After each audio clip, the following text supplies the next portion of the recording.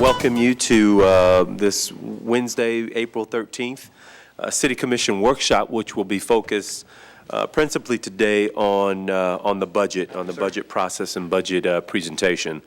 But before we get into that, are there any agenda modifications, anything to add, Commissioners? Commissioner Maddox? Thank you, Mr. Mayor. Mr. Fred Lee, who was born in 1928 in his house that he resided all the way until his death recently on Adams Street, who is a great volunteer for our fire department and would always look after our fire department. He passed away April 1st.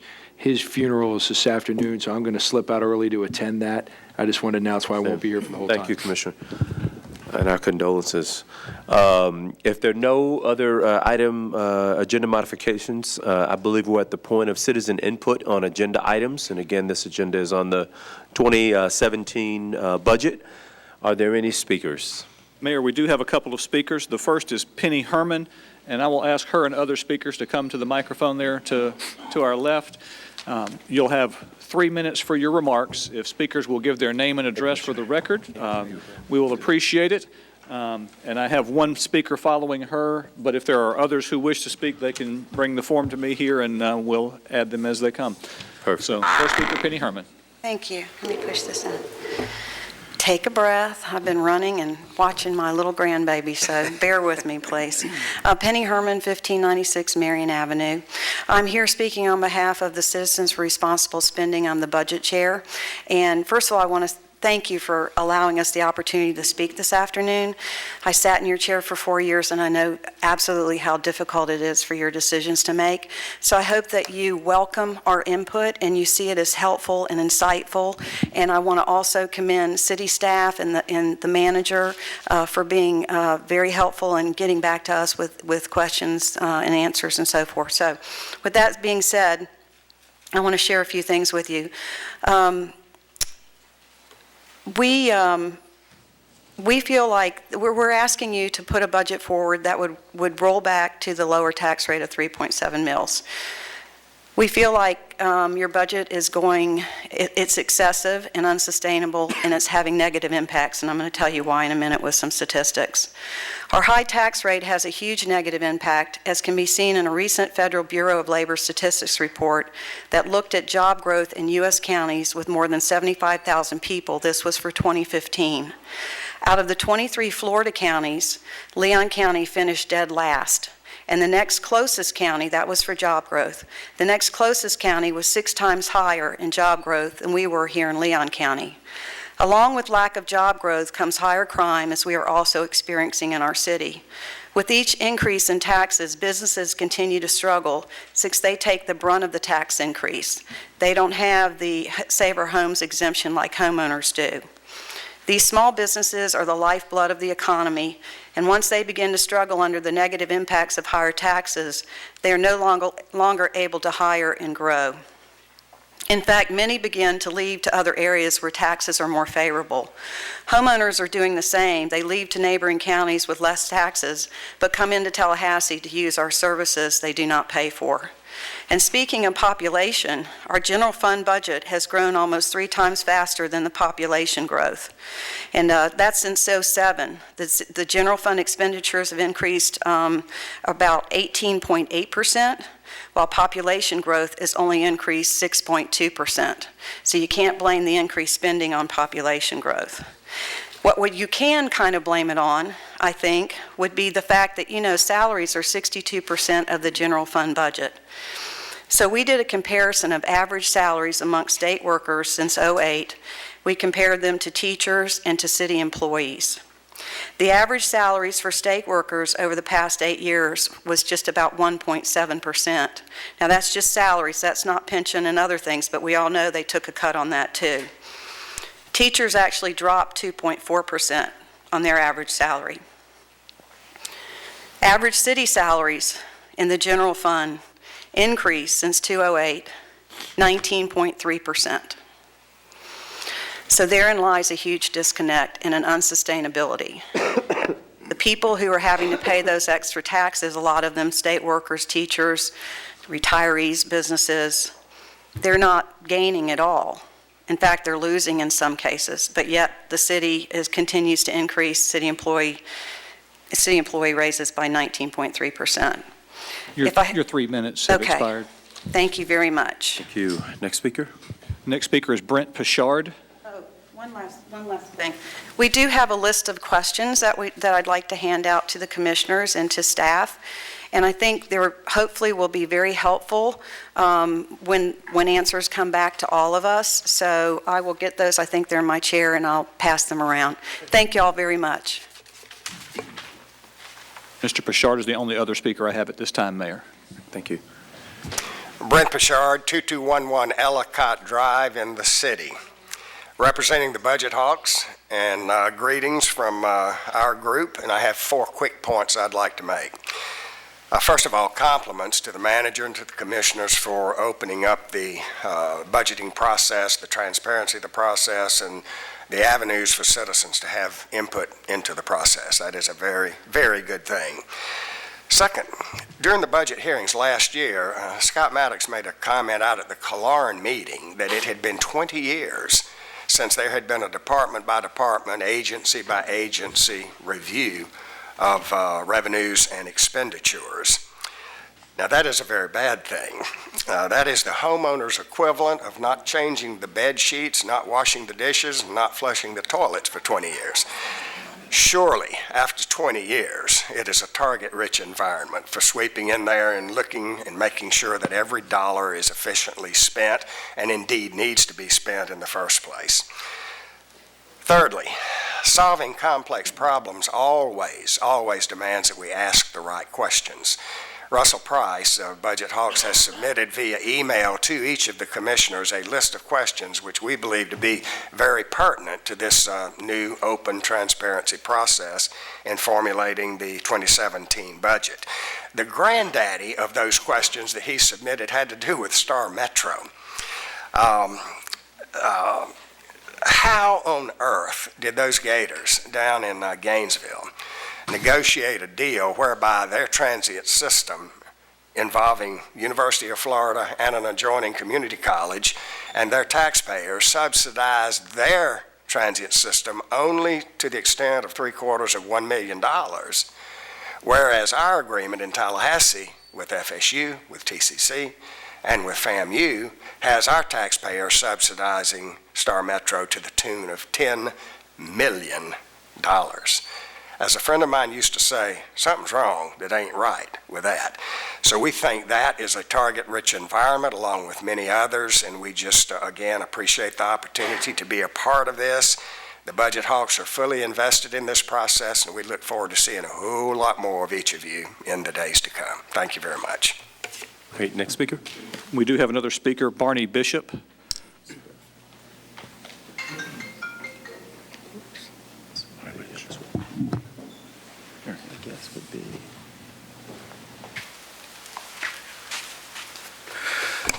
Good afternoon. My name is Barney Bishop. I'm here representing the network of entrepreneurs and business advocates, which many of you know by the initials NEBA.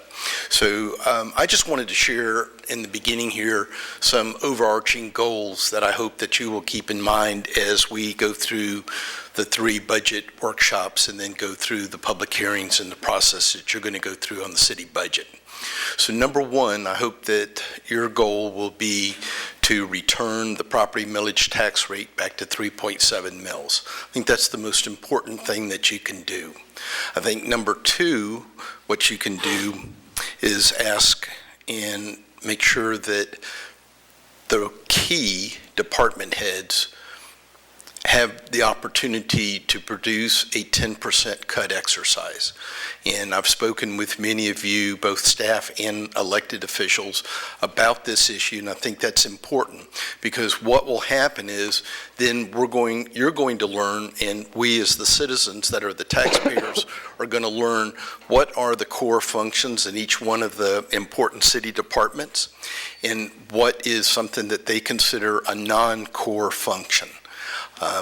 Then number 3 is to then take a look at actually cutting some expenses. It's easier to just raise taxes.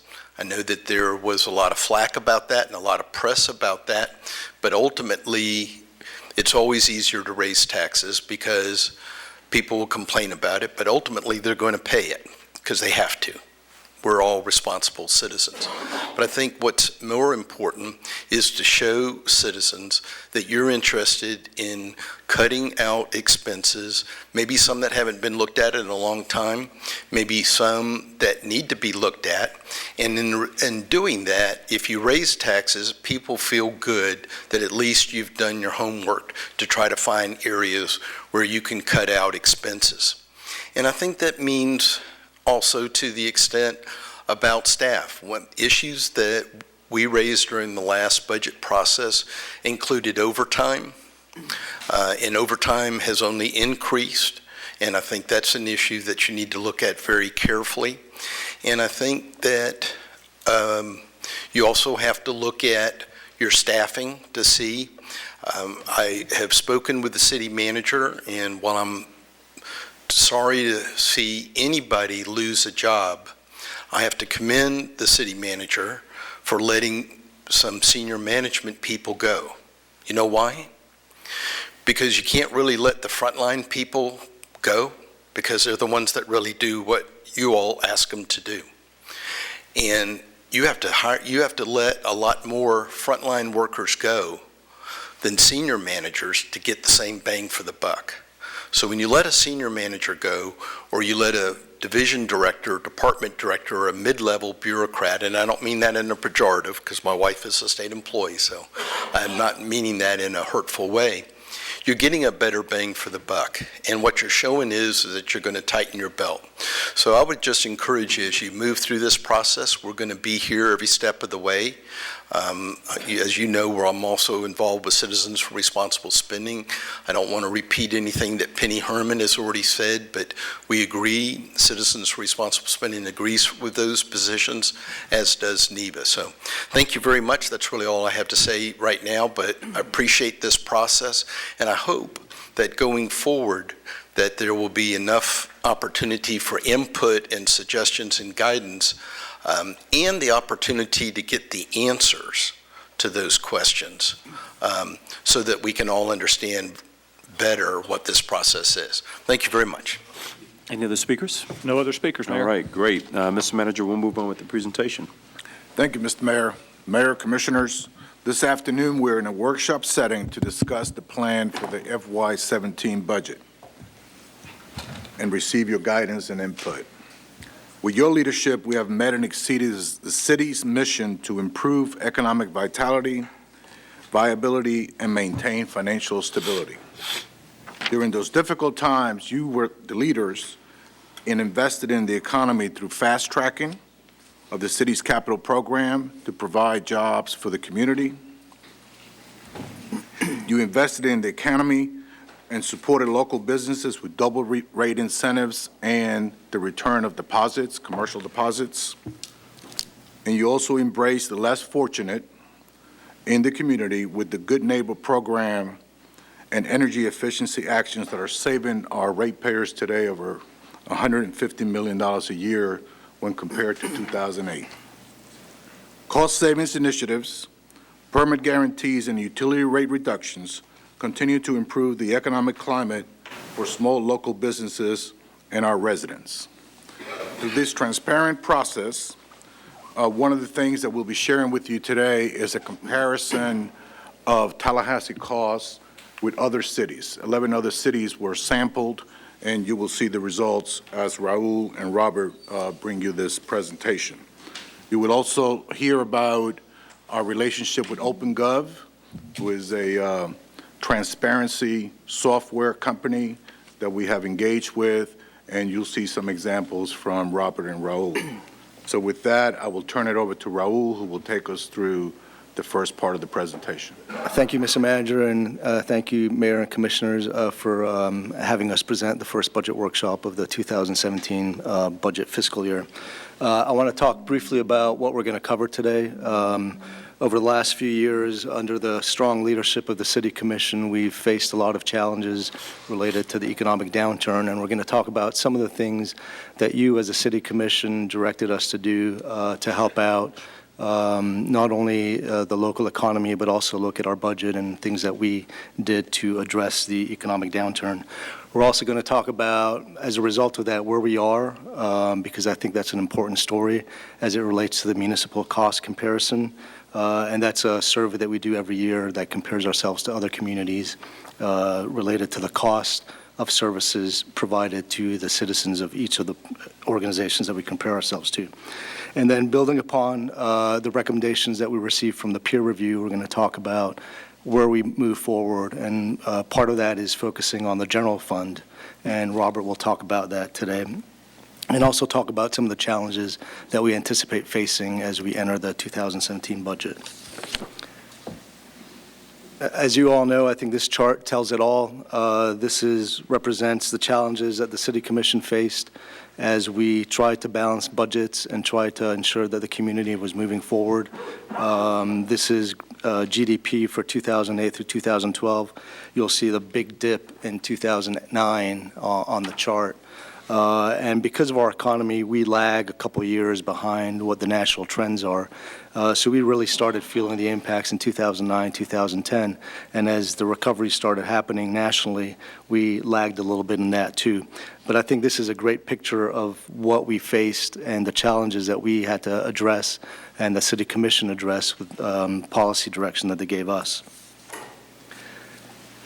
So as far as some of the things that we did, the City Commission tackled the challenges head on, primarily with an emphasis on trying to stimulate the local economy, and the Commission approved a lot of programs that were aimed at stimulating the local economy. One of the first ones we did was a fast track of capital projects, and as a result of that, we put in, or we fast tracked the distribution of $300 million in capital projects, infuse that money in the community by speeding up the process.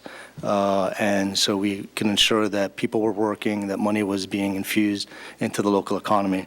Part of that process was looking at our procurement processes. We reduced the average days to award contracts from 90 days to 42 days. So really a move to move money and release money into the community a lot faster. In addition to that, the City Commission, under its leadership, also looked at programs that helped those that were most at risk in the community. And through our Good Neighbor program, we helped 5,500 utility customers in the community. And those included low-income seniors, low-income families with children under the age of 5, and persons with disabilities living independently. During this period where work for many businesses was slow, the City Commission implemented programs to help local retailers and installers through our double rebate program. And as a result, the Commission, we injected probably about $133 million into the economy. And that was local retailers, where individuals went to buy new appliances, as well as the installers that had to install those appliances, water heaters, et cetera. In the period of 2010 to 2013, there was also an extra surge on those double rebates. In order to help the development community, the City Commission also implemented some creative programs, primarily the permit guarantee program that reduced the permitting time from a little over 9 days to 4 days. This sped up the process for developers to get permits, which results in work being done in the community, people being employed. And number of permits increased from 269 2010 to 326, and we're currently about 300 permits that have gone through this permit guarantee program. I think one of the biggest stories that we've done as an organization and with the leadership of the City Commission was infuse money back through a variety of means, and one of those means was the utility deposit refund. We were able to refund $5.6 million back into the community to 3,600 Tallahassee businesses. These were the utility deposits that were being held, and those a portion of those were returned back to those businesses. So $5.6 million to 3,600 businesses. Also, on the utility side, the commission enacted measures to decrease utility rates for our customers. And like the manager just indicated a little while ago, since 2008, our customers are paying about $150 million less annually in utility rates. That's every year $150 million annually. If you look at the cumulative impact of that, that's almost $850 million that was returned back to the community, to the local economy through rate reductions. The slides in your presentation on the screen show what the rates have gone down. Electric bills are 19% lower than they were 10 years ago and 31% below their levels in 2008. We have the lowest electric rates below the statewide average. And I already talked about utility customers paying $150 million less. Other rate actions implemented by the City Commission, and some of these are very recently in December 2015. Solid waste bills were reduced by 5%. Just January of this year, we reduced electric rates another 3%. Natural gas bills were reduced by about 3.7%. Just this month, the Commission again reduced electric rates by 2.6%, and residential gas bills decreased by 4.7%. These actions are saving our customers approximately $600 on an annual basis, which is money that they have in their pockets to infuse back into the local community, in the local economy. So the Commission took action on a lot of programs to help the local economy infuse money back into the economy, but the Commission also took action on our own budget front and implemented a lot of cutbacks, efficiency measures to the tune of about $11.5 million over the last few years. And that includes everything from consolidating service areas to reorganizing departments, eliminating positions, looking at our pension plans and modifying those, realizing that perhaps the sustainability of our pension plan wasn't viable. We closed a pension plan, started a new pension plan a couple of years ago, knowing that will have long-term effects on our budget. Recurring operating cost savings total about $3.7 million through all these actions. And the list is extensive. I won't go through these, but we've presented these before to the Commission as part of prior budget workshops. And that schedule up there shows all the stuff that we've done over the last few years. So the Commission's taken a lot of action. We've faced those challenges head on. We've helped the local economy. We've helped our customers. And that puts us in a very, very good position. I'm going to turn it over to Robert to talk to you about where we are right now in relation to our municipal costs, and then talk about the budget process. Thank you, Raul. Mayor and Commissioners, Raul presented a look back at where we've been. I kind of want to look at a present view of where we currently are. I've provided a slide that shows fiscal year 2005 through 2015 with the blue bars showing actual general fund expenditures. You'll notice a red line going through that same graph that represents population. I think it shows a true picture of kind of where we've come and where we're going. We've met the challenges of the past. As we recognize the downturn in the economy, you can see the general fund, the blue bar chart going down, 2009, 2010, recognize the support that was needed in the community with a slight uptick, but still below the population levels. The mission of the City of Tallahassee is to provide excellent services and facilities to support a high quality of life, and I think we've been meeting that challenge. As we look forward again, one tool that we use to measure where we are relative to others in the state of Florida gives us some perspective on how we are doing. It's just one tool that we use. We look at municipal cost comparisons. On this graph, what you're seeing is kind of a menu of the services that we provide, along with comparisons for other communities and the services they provide.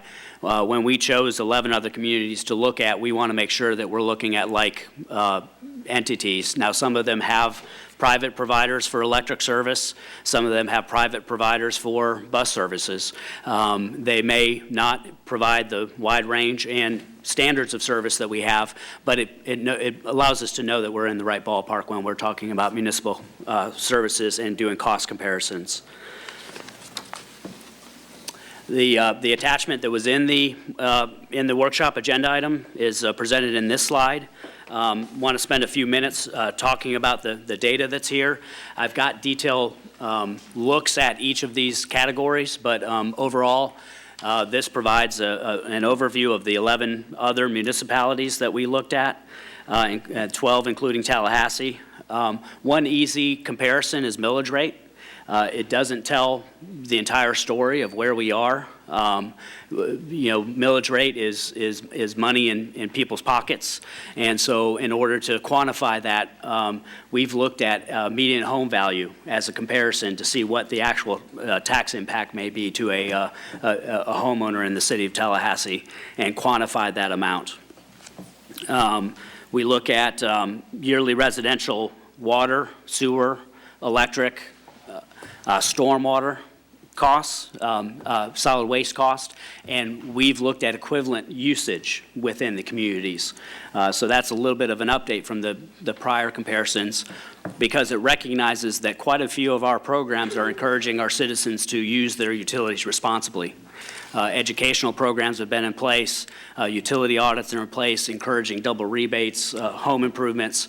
Those kind of things result in more money back in the community because you're using the utilities responsibly. We've tried to quantify that and capture that in the utility rate comparisons when we look at each of those 5 utilities. The range of costs that we're looking at ranges from $429 for municipal tax purposes to a high of $2,200. And I've got a detailed chart that'll walk us through that. You'll notice on that slide also that we show the fire services fee. I think it's important to note that we've got a fee in place since 1999 to pay for fire services. You'll notice that a number of those communities pay for those services via the general fund, and that may indicate where their millage rate is and allows us to maintain our millage rate where it is also. For some perspective, we provided the relative square miles of the service territory that we serve, provided the population that we serve, and then also looked at the cost of living index just as another point of reference. This tool allows us to know that we're in the ballpark when we're providing services. I think it also allows us to drill down, and that's kind of what I'd like to do in the next few slides. The square mile served, I think, is important to look at. They range in, municipalities range in size from 18.6 square miles to 110.7 square miles in Orlando. The low is Largo. The city of Tallahassee occupies the second largest with 103 square miles. I think that's significant for the services we provide. Our street cleaning, our park system, our travel time for repair and maintenance, for outage response, those are all impacted by that square miles of service territory that we serve. How we quantify that, we have to work on that, but we do know that it is an impact, and it's important to consider. Should we hold questions? Or? Yeah, we can. You're welcome to. Yeah, I just wanted to ask a quick, is that a better indication of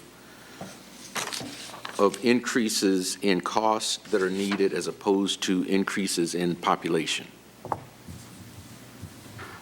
Because I know over the years we've annexed property into the city, so is this a better indicator of the need for increase in funds to provide those same services as opposed to population increases? I think that's a good observation. It certainly is one aspect of how we would look at what we need to do to serve our service territory. much like what we do when we identify programs for the community, we'd look at multiple factors and then say, okay, how do we best address those factors?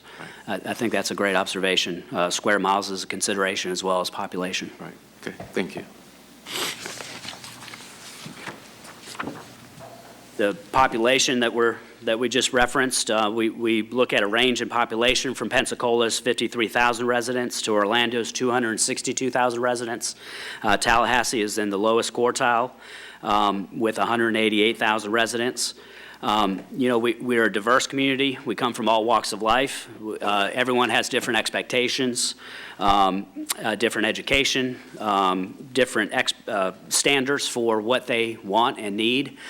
So population, much like square miles of service territory, is a consideration and is an impact to what services we provide. But it's probably the lowest level, much like a millage rate is an indication of the quality of life in the city of Tallahassee. The population is also something to consider, but really to dig deeper into. We also show on the municipal cost comparison the percentage of taxable property. At 55%, Tallahassee has the second lowest percentage of taxable properties compared to the sampling. It ranges from Gainesville's 41% to Pompano Beach's 80%. It's really this reason that we're in the utility business.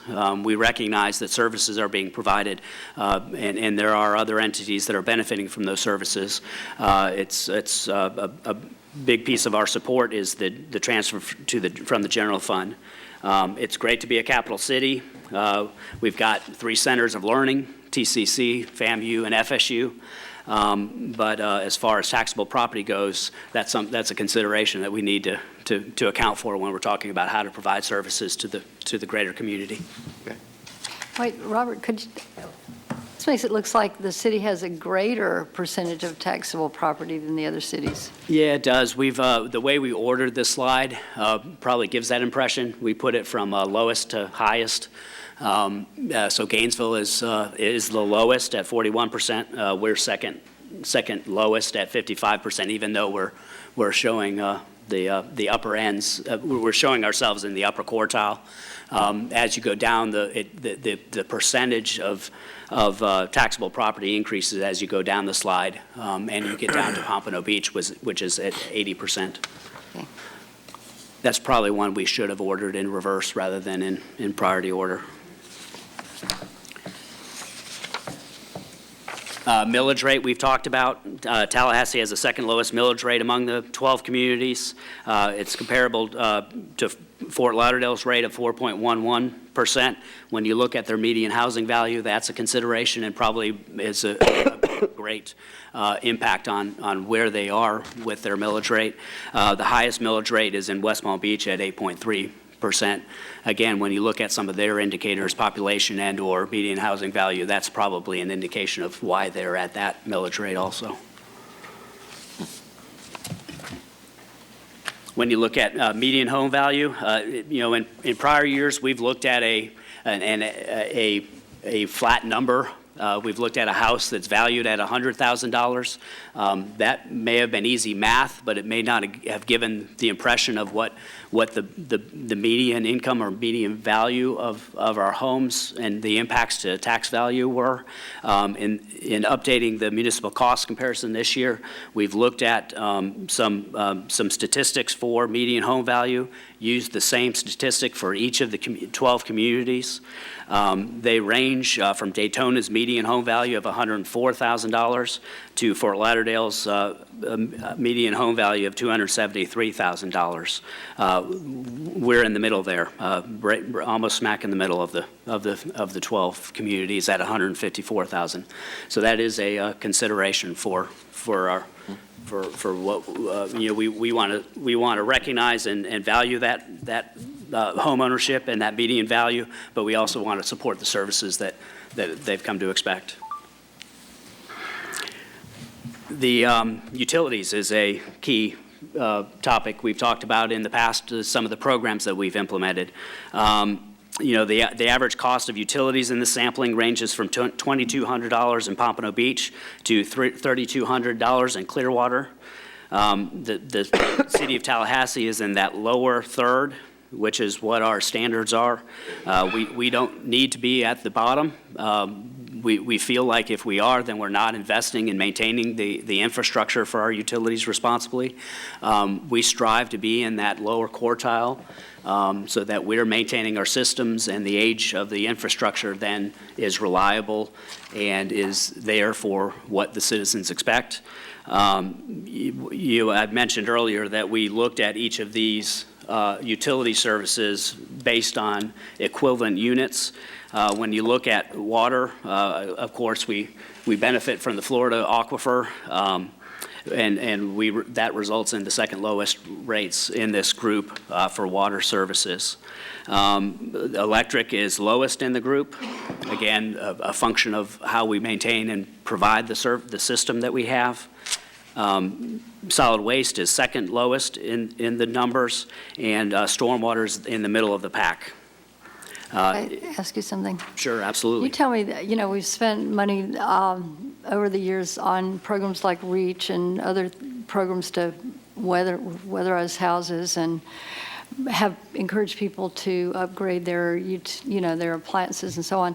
So how has that investment in conservation impacted these numbers that you're showing us today? Yeah, those expenditures that we make for those programs are in these figures, so they're definitely recognized here. They're also recognized then in the cost that we're seeing over time that's being paid by our consumers.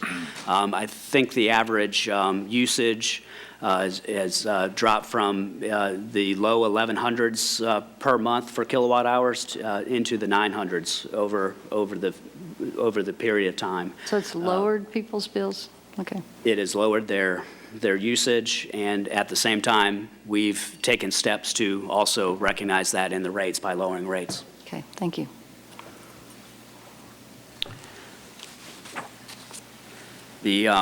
Quite a few of these are taken from Florida Public Service Commission statistics, and so we feel pretty comfortable in looking at those. A good half dozen of these are also served by private entities, and so that's important to note that they're not in ownership of the utilities, but it's a private entity that's providing the utility services. When we look at the city property tax bill by median home value, we're in the lower 50% range. The range runs from Pensacola's $279 to Hollywood's $1,257. We're the fifth lowest with a median property tax bill of $439. While we have the lowest property tax rate, to be fair, looking at the median home value, that does result in $154,000 median home value. That accounts for the difference in where we fall in the property tax bill when we factor it by median home value.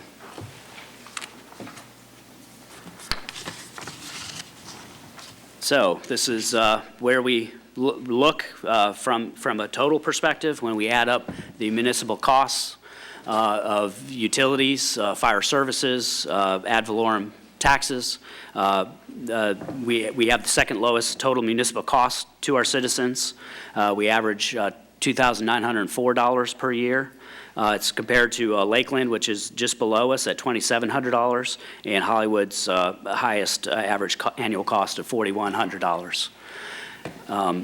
We've looked at leadership actions that reflect the results of the community, supporting the construction and trades industry, supporting jobs, recognizing the need for less fortunate, removing obstacles to small businesses, educating the community to use our utilities responsibly.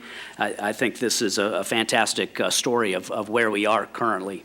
It also then sets us up for making decisions as we go forward in the future. Now, Rick asked me at this point, because this is such a good story, that we probably need a hallelujah for that, right? Hallelujah. All right, hallelujah. Amen. Tell it. Amen. I almost asked for an amen earlier when we got done with the leadership actions, but Tell it, Robert. Yeah, that's a good story, but it does put us in a position to recognize, okay, here's where we've been, here's where we're going, what are the challenges as we move forward. One of the challenges that we face is transparency, and we've hit that head on this last few months by doing a quarterly budget update for fiscal year 16, moving to increased transparency, asking for a peer review of our budget process. Part of the results of that came back to us was, how do we have a dialogue about the budget? How do we involve more citizens? How do we engage the commission? How do we include all ideas in the budget process? In order to get there, we're talking about a framework for a budget plan in these next few slides. As you well know, the city's 16 operating budget is $706.6 million. When you look at it graphically, and I've depicted it here, it's what I've depicted here is the general fund budget. That's $150 million of that $706.6 million. So that's important to recognize the differential there. When you look at that $150 million of the general fund, you can identify services that we provide. You can look at the pie chart and pick out police and parks and recreation and public infrastructure, but it's hard to make decisions based on that. You could hazard a guess that, well, police is the biggest, let's go there and look, or Parks and Rec is the second biggest, or what about all these small ones? Can we cut those pieces of the pie out and save money? That's not a good environment for talking about a budget that's $150 million that is vital to our customers. So to break that general fund budget down, we're moving into a more meaningful dialogue through OpenGov. We know that community priorities shape general fund services. Transparency is paramount. We've got a survey tool that we're working through to get feedback. There'll be a scientific phone survey done later in the year to get feedback. But in the meantime, OpenGov is going to be the tool to provide the transparency so that we can have the dialogue about the general fund. And I want to give you a sampling of what that'll look like. Just curious, when was the last time we actually did a scientific study of our customers, of our citizens? It's been some time, hasn't it? An actual phone sample? I know we did the things in the, in our community We centers. did one last summer. Did we? Could you share those numbers with us? I don't know if I ever saw that. Sure, be happy to. Thank you. As we were talking about the municipal cost comparisons, there were a lot of ways to look at that cost comparison.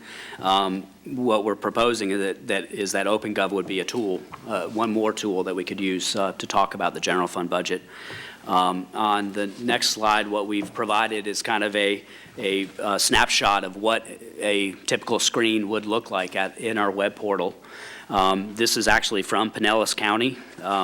We've borrowed liberally to show you just a snapshot of it. This is under development using our chart of accounts, our fund structure, our detailed program information, and our expectation is that it'll be available in May. You'll notice in the upper right-hand corner, it allows you to drill down into the budget. You can visualize it in pie charts and bar charts and line graphs.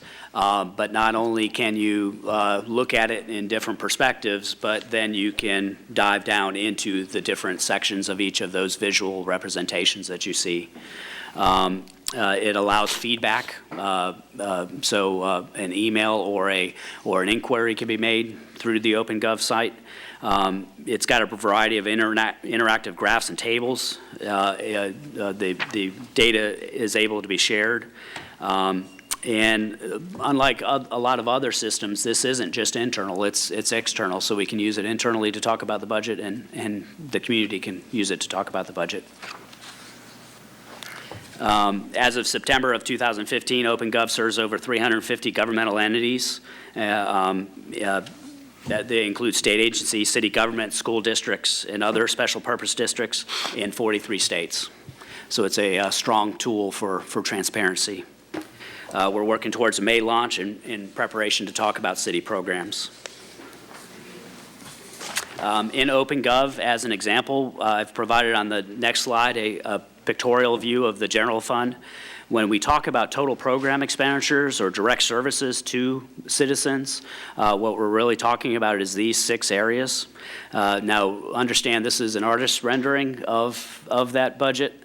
So it's not, the numbers are exact, but it's not going to be, it's going to look much smoother and better and tied to our chart of accounts when we roll this out in May. This chart does exclude the internal service funds, it excludes debt service and outside funding that we provide to other entities. And so when we're talking about $111 million of a $150 million general fund budget, this represents the direct services to the citizens themselves. Similarly, we can display revenues that support those general fund services. The general fund of the cities, as you well know, is funded by 100 different revenue sources. They range from property taxes to utility transfers. There are other significant revenue sources. One that came to my attention was the fines and forfeitures. My daughter had a spin out, and so I know that a portion of my money is in that pie. And so if I want to drill into that, I can do that to see what the impact is. And that's a significant impact in a lot of communities when we talk about the issues that they're dealing with, is how much of our budget is as an example, supported by fines and forfeitures. Very little, by the way. As we talk about departments, there are 30 departments. There are over 94 department IDs. That's a cumbersome way to talk about the budget itself, and so our goal is to make the interaction more positive, make it more interactive, allow anyone to look at this and understand what services are being provided. And so this is an example of a program budget for the police department. The programs are defined as services provided directly to the citizens of Tallahassee. I mentioned that the accident my daughter had. I might be able to inquire about the traffic unit. I know that they operate a speed program. It was a fantastic experience for her to see what the impacts of accidents are, what the impacts of speed are, what the impacts of safe driving are. So I could delve into that pie if I wanted to see and understand that program better in the OpenGov environment. Another program within the city, in the general fund, is Parks and Recreation. They provide services directly to the citizens of Tallahassee. The programs and pies are all depicted here. In my case, I'd be most interested in the youth sports. My youngest daughter plays softball, so I could delve into the program if I had recommendations on how that program exists. If I believe that there should be more umpires because of controversy in the outfield at a 10-year-old game, then I could delve into that pie to see how we could fund that. But in all seriousness, it does show where the focus of our service is in parks, in community centers, and in animal services when you look at that pie, and I could delve into that in an OpenGov environment.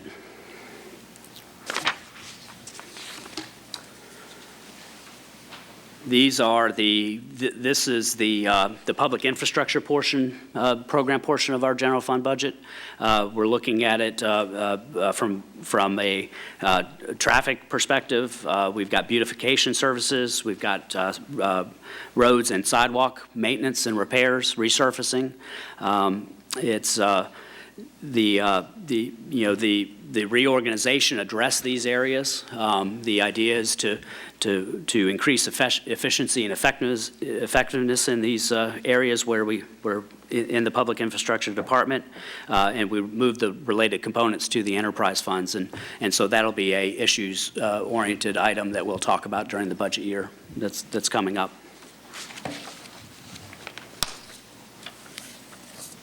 The balance of the general fund expenditures, we looked at $111 million out of the $150 million. That was among 6 programs. I looked at a few of those programs as samples of what we might see in OpenGov, Parks and Recreation, public infrastructure, and police. This is the balance of those general fund expenditures shown in a pie chart. It's just to provide a rounded out view of the rest of the general fund. You'll see the contribution to Star Metro there, and then other various smaller departments that are lumped into one area. The strength of OpenGov is it'll summarize items like that. You can delve deeper into that to see what those details mean for you. You'll notice that the portion of the growth management also excludes the building inspection, which is a fee-based service. So we believe that this is the framework for generating leadership actions in the future. Transparency, survey tools, determining short and long-range planning, and really focusing on an issues-oriented budget, understanding what reserve levels we need, understanding what programs are provided. We are focusing on the general fund and those programs. Those are of the greatest concern to the community. Our goals are for more efficient services, but we need to have a dialogue about that. We believe OpenGov provides that avenue for having that dialogue. Our focus is that any efficiencies or effectiveness that we realize, we've got unmet needs, and those are going to be the new challenges. We know what expectations there are for streets and roads and sidewalks and for maintaining our infrastructure, and we need to restore a capital program. Hooray, hooray, hooray, hooray. We have increased, does that get a hallelujah? Yeah, that's a good hallelujah. We have increased expectations for responsiveness and better services. And/or what we need to recognize is that we need to set the expectations for services. We've got a variety of ways to deliver services in the community, and if I don't feel satisfied with what I'm receiving from the city, we need to be aware of that, but we also need to be able to set expectations on what we provide and why we provide it. We don't want to be in competition with others that provide the same service who may do that service better. And so this allows us to have that dialogue and talk about not only what the expectations are, but also then how to respond and set expectations for the future. We've got a number of challenges coming up. We've talked about crime, we've talked about homelessness, jobs, buying power, health. All of those things are items that we need to speak to in our budget. And as part of that, we feel like this is the platform for doing that. One challenge that transparency represents is once we ask for feedback, we receive it. We recognize there are needs in the community, and in order to respond to that, we've set up a CHSP process where there can be fair competition for those needs.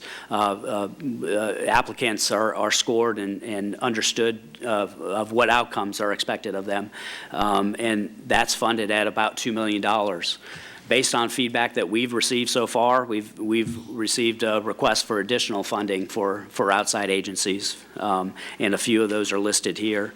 We're not asking for any actions today, just making everyone aware of what those requests are, but we'll work through those in the budget process and come back with recommendations. Just to be sure that, to make sure there's no misunderstanding here and misinterpretation of what we see, I wanted to make clear and have you guarantee to me these are only requests. There is no, and I'm sure there will be more, but there's no way that we can tell people not to come forward and make an ask. But just because you've listed some asks here, that doesn't mean that this body has made any decision at all pertaining to any of these or any other asks that may come forward. So I just don't want it see it in the newspaper somewhere that we're doing these things, because that is absolutely not what is being represented here, correct? Correct. Thank you. Correct. Commissioner. Mr. Mayor, two things that, Rob, I wanted you to address if you could.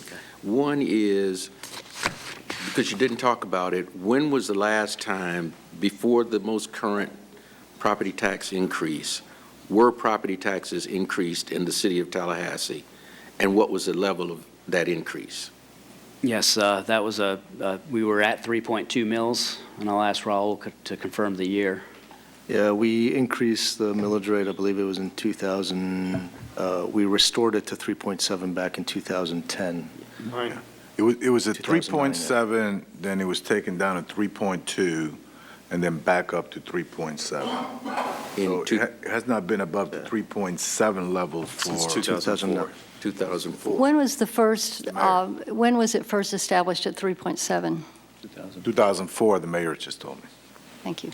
Prior to that, and that was a half mil Right. increase, so it was. So it has not gone above 3.7 since 2004, 12 years ago. Right. 12 years ago. Has not gone above 3.7, 12 years ago. Okay. And then the other issue that I wanted you to address, because it's been talked about today and certainly prior. Now, I can tell you what the impact on me personally as a homeowner is. Now, I don't live in the wealthiest part of town. Ours is a modest home. But even the tax increase that we approved meant for me an additional $40 per year in property taxes, 40. A lot has been talked about the impact on small businesses. Can you all talk about what that impact has been? I know that's because small business can mean a lot of different things, but I mean, it's been talked about generally, so can we answer it generally? The impact, have we seen an exodus of businesses from our community as a result? I mean, we seem to be in line with where everybody else is, so if they're leaving those other communities, maybe they're coming here. But, I mean, do you get the gist of what I'm asking? Yes. And Okay. let me answer that. Commissioner, I think the better analysis, I think, is the municipal cost analysis. Okay. Because it takes into account all costs to a community. Obviously, the increase, we have not seen an exodus of small businesses, obviously. But the cost comparison of all of these 11 other like cities, and if you look at, this is obviously a residential, but it will translate the same to a small business, Okay. which behaves a lot like a residential customer. So I think the point being that as a community, to live here is a low-cost endeavor compared to these other cities, or at least we're in the middle of the pack, we're the second lowest, but everybody's pretty bunched up. So we're not out of line in any way on the municipal cost. Okay. Thank you, Mr. Manager. Thank you, Mr. Mayor. Thank you, sir. I'm not, just an analogy, I'm not sure that the crane business is a small business, but it's one that I wouldn't mind being in at this time, because I see quite a bit of construction. I see it all over town. That's why I'm puzzled as to why the perception is out there that we are so heavily taxed, that businesses are looking to leave Tallahassee, when my view of what's happening tells me otherwise. You know, one way to look at it is to, possibly later on in the budget process is to take a look through the electric utility on how many new accounts have either opened in that category of small business, however we describe it, or how many have, closed. And if you looked at a 5-year average, that might give you a sense of what, or a 3-year average, what that looks like. And, Commissioner, I would just say with regard to what everybody thinks and what everybody says, it's so hard to assign one comment to everybody, Yeah. right? And so that's why I think on this transparency piece, it's really important that we are hitting people on the various platforms in which they're on. And some of these will be with community groups, some will be at community centers. Some will be, more electronic in nature. Some will be like what you've experienced probably up to this point, a group of people coming and deciding they'll meet with you and tell you a piece of their mind, and they represent just that, a piece of their mind. But I think you want to try to get as divergent opinions and thoughts on this stuff as possible. And that's why I hesitate ever to say everybody thinks or everybody believes this, that, and the third. Commissioner. Yeah, and to follow up, Mayor, and I think we're talking about the same thing. A lot of this depends on what lens you look through. And I think probably what's happening in our national politics and what happens in our state politics, we all have different ways we look at things. And so I think from an objectivity standpoint, it's our responsibility to try to listen to all different parts of our community. And then we're going to make decisions, and people have elected us to do that. But I don't discount anybody's comments, and I don't discount anybody's perception, because for them it's real. And so if you own a small business, anything that takes money out of your pocket is an increase, even if it is fairly minimal, as it probably is. But that's still money out of the business owner's pocket. And so from their perspective, I think we have to take that into account. By the same token, you have employees, cost more to go out to eat, their wages aren't going up, certainly if they work for the state. And so what they're thinking is, how can everybody else's salaries at the city go up and yet mine has not? So it just depends on the lens you look through. We're all going to be doing that. I appreciate the fact that we are doing this so early this year, and that we're going to engage so many people and give so many people the opportunity to objectively look at this. So for that, I am thankful. But like I said, this is early in the process, and I'm going to, for me at least, try to look through everybody's lens, because we've got people here that are looking at it from a different way. Commissioner Richardson. Thank you, Mr. Mayor. And Commissioner Zipper, I did that very thing during our last budget process. My good friend Russell Price, I used to call him Rusty, we call him Russell now.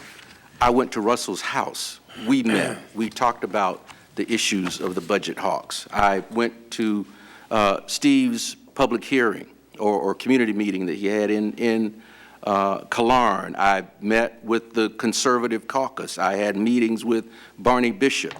So I did that.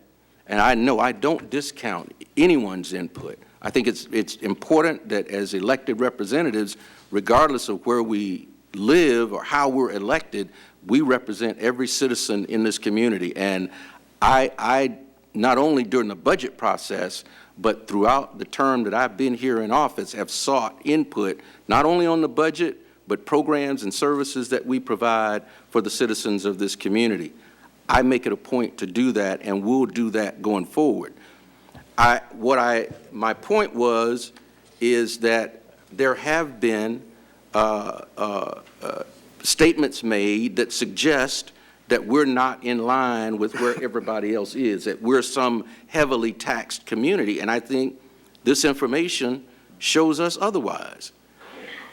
And so we have a responsibility of making sure that our constituents, those people who vote us, the resident, our neighbors, my neighbors, because that's what I look at it as, Mr. Mayor. When I get up in the morning, I have to look across the street and next to me at the retirees that live in my neighborhood, the Section 8 tenants that live behind me and in front of me. Those are the people that I have to look at. And so I'm concerned about them as well as people who live in other parts of our community. I won't call names. So I'm looking at that kind of input on a daily basis from all of our citizens, and I try to bring that back here in my decision-making process. So my point is I think we have an obligation, a responsibility to seek input. And I think what is being proposed here is certainly the level of transparency that will be out there. We will have an opportunity to get feedback, and we will seriously consider all of that feedback regardless of, but no one group or individual will have a monopoly on the input that they can give us. We'll take that and we'll look at the programs and services and the quality and level of those programs and services that our community requires of us, and I think make decisions based on that. Thank you, Commissioner.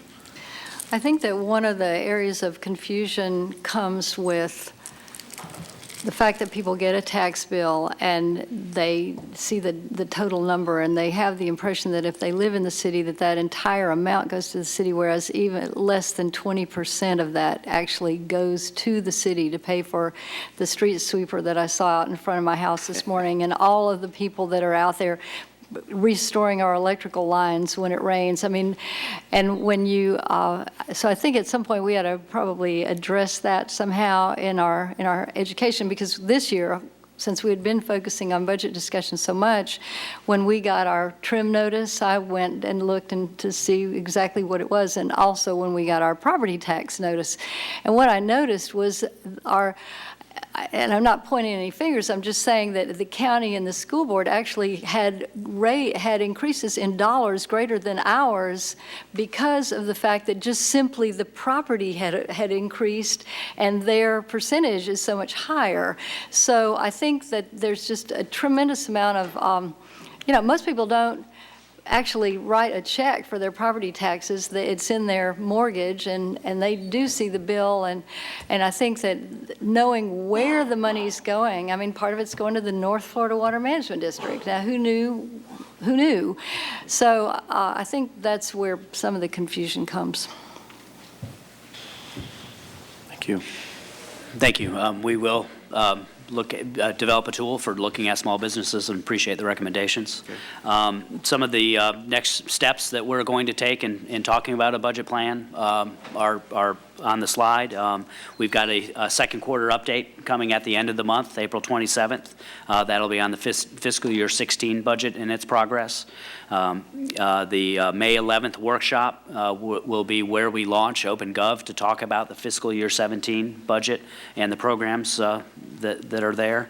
The June 14th will be another budget workshop to talk more in depth, to propose to certify the millage at that point. And then we've got a third quarter update, and I'm showing that in 2017, but that's really in 2016, July 13th. Got an error on the slide. And then in September, we've got workshops and public hearings to approve the budget and the millage rate on the 14th and 28th. So I appreciate your patience in looking at the past, talking about where we are presently, and then also the framework for talking about the budget in these coming months. So every month? I'm sorry? Every month, except August. Yes. Right. Yes.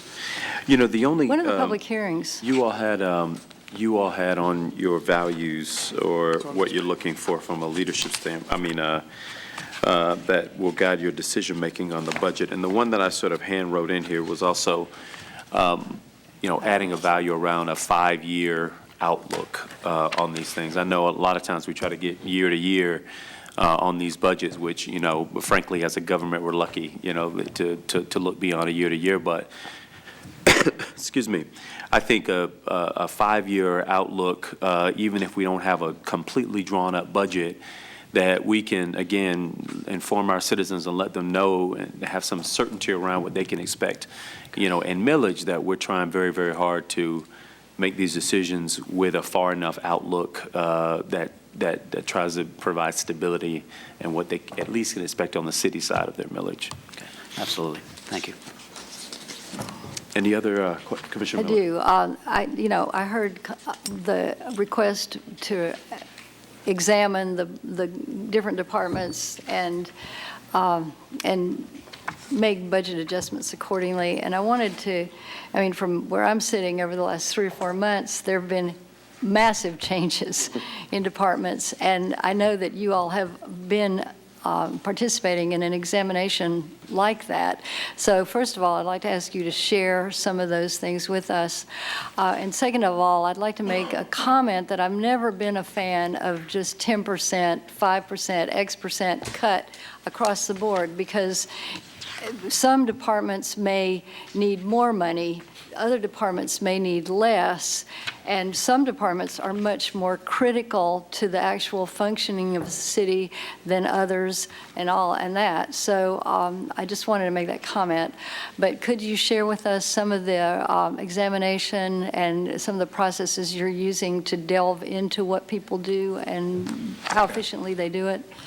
Sure. On a number of fronts, Commissioner. Number one is through the reorganization, obviously we will extract a lot of efficiency and effectiveness out of those. That's going to take time, done right. I mean, we're going at it for the long term. We're trying to examine anytime, even within an organization like ours, but you have change in leadership and change in departments. There's culture change, and trying to dig through that and get to the bottom of it and make sure everybody is operating under the same guidelines and seeking the same efficiencies. It's going to take time, but it's there. I mean, we already see the results. Right now, we're seeing the results on the effectiveness side, where people are, I think, reacting to situations a lot faster. I think, whether it's on the technology side or whether it's in the infrastructure side, the results are there. So we're looking at not percentage cuts per se, but we're challenging the directors and the leadership to look for ways to improve the way they do things while maintaining a high level of effectiveness. Because the bottom line is, let's think from the customer, how do we serve them better, and then bring it back to us in the most effective way. So we've challenged the departments. Robert, Raul, and the executive team are engaged in making that work. I think one of the executive team is working together and kind of challenging each other to bring the results in. So I expect some of those to reflect in the 17 budget, but more likely much better results in 18 and beyond. And I think the 5-year budget plan would reflect that. Mm-hmm. Thank you. I know we're. Mr. Mayor, Yes. I just wanted to ensure that the questions that were asked, Mr. Manager, that we get responses to them as, yes, from the Citizens for Responsible Spending and from the budget hawks, so that they have the information that they've requested of us. Okay. And to put, hopefully that will be put in the context now of the information that you all have gotten today. Barney? Will do. I also want to compliment the staff on the open government tool. The fact that you can go into department and get an even deeper drill down within a particular area, say Parks and Rec or police or fire, whatever, is, that's kind of, principal definition on transparency. A lot of people think you just dump a lot of information on the web and let folks go through it, but it's providing it in a digestible way. And this is an easy way to see it, easy way to trace it, and an easy way to format questions that are more specific that I think staff can get more easily at, rather than sort of, a whole budget and trying to break down the whole 150 million of the general budget. So thank you for that. Commissioners, any other questions or comments before we adjourn? How are you planning on addressing these questions? I mean, there's some on here that I don't really understand. I mean, who determines the acceptable level of risk could be taken with taxpayers' money? Since there's not enough taxpayer money to even pay for the police, I'm not quite clear about that. But so maybe you might want to clarify some of these things as you look them over with the folks before they leave. And I suppose that it would probably be nice if you would furnish us with whatever answers you furnish. We'll provide you with copies. It also seems some of this is philosophical and some of it is much more specific to what y'all can answer. And I would say answer what are fact statements, and the rest, you leave it to policymakers to make their own statements. So the rest will just make up. Same. Is that a motion? Any other comments? Seeing none, we stand in adjournment. Thank you.